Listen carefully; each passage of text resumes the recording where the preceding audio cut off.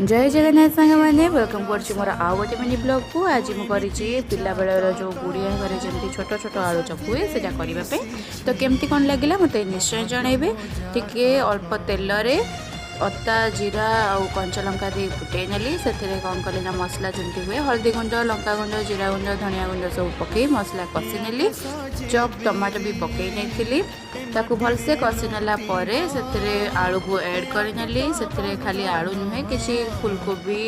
आपड़ जहाँ जहाँ चाहिए परिबा से दे पारे। हाँ मो पाखे बादाम नाला जदि बादाम अच्छे ताले निश्चय पकेबे बहुत ही बढ़िया टेस्ट लगे।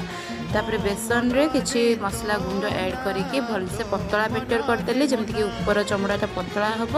आउ भितर आलू चप भी छोट छोट हो टेस्टी लगे।